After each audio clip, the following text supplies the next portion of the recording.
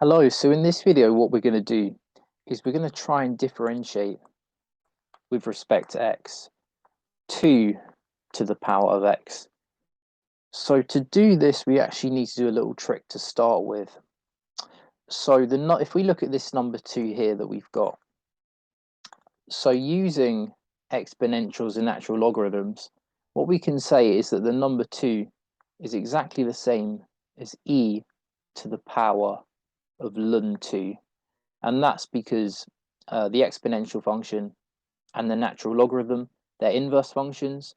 So e to the ln 2 is just going to be 2. So what we can actually do is rewrite this derivative as follows.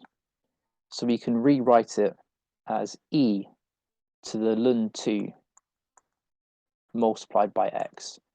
So what we actually want to do then is differentiate this here. So this e to the ln 2 multiplied by x. So to do this, we're actually going to need, we're going to need to remember how we differentiate e to the x, and we're also going to need the chain rule to help us out here. So if we remember what the chain rule was about, so that was about differentiating a function of a function. So when you have a function f and a function g, and you've got f of g of x, we know that when we try to differentiate that, this is going to give us df of g with respect to g. Let me write that again, with respect to g, and then we're going to multiply that by the derivative of g of x with respect to x. Okay, so if we look at our function that we want to differentiate, so this e to the ln 2 multiplied by x. So if we try and match the f function, the g function, with what we've got inside there, then what we should be able to see is that f of x corresponds with e to the power of x, and g of x corresponds with this ln 2 multiplied by x. Okay, great. So we're going to use the chain rule up here to help us differentiate this. So df of g with respect to g. So we know that f of x is e to the x. So f of g is e to the ln 2x. So exactly what we've got over here. And we're differentiating this with respect to that itself. So with respect to e to the ln 2x. So when we differentiate, sorry, my bad, the g is not e to the ln 2x. It's actually ln of 2 times x. My bad there. Yep. So we want to differentiate the f with respect to g. So the g is ln 2 times x, and the f is e to the ln 2 times x.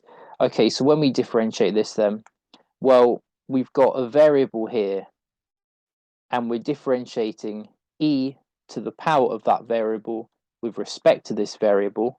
And when we differentiate the exponential function of a variable with respect to that variable, we just get the exponential function, because that was how we define the exponential function, or we prove that that's what we get when we differentiate the exponential function.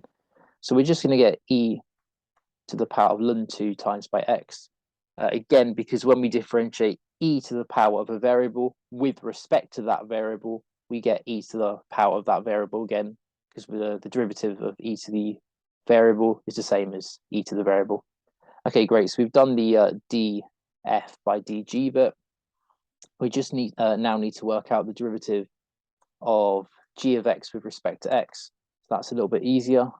So dg by dx, well, that's just going to be the derivative of ln of 2 times by x with respect to x.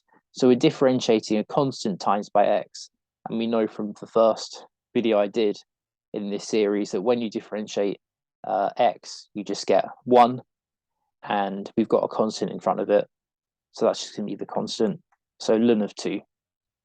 So using our chain rule, what we now know then is that we multiply this by that to get our derivative. So the derivative of e to the ln 2 times by x is going to be this these two numbers times together. So the ln 2 times by e to the ln 2 times by x. So this is ln 2 times e to the ln 2 times by x.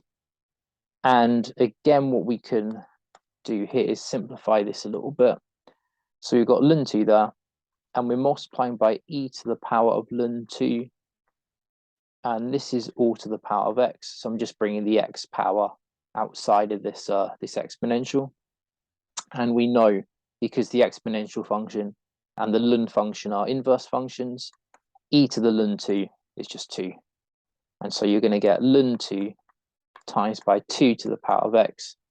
And so as a conclusion, that means the derivative of 2 to the power of x with respect to x is ln 2 times by 2 to the power of x.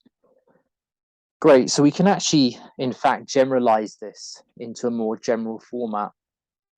So let's say that a is a real number greater than 0. Then what that means is that when you differentiate a to the x with respect to x, you just get ln of a multiplied by a to the x. And yeah, you can kind of see that from this result here. So when we differentiate to 2 to the x, we get ln 2 times by 2 to the x. And if you just substitute in the number a for this number 2, you would get exactly the same result. So for a positive value of a, I mean, if this was negative, then this wouldn't work.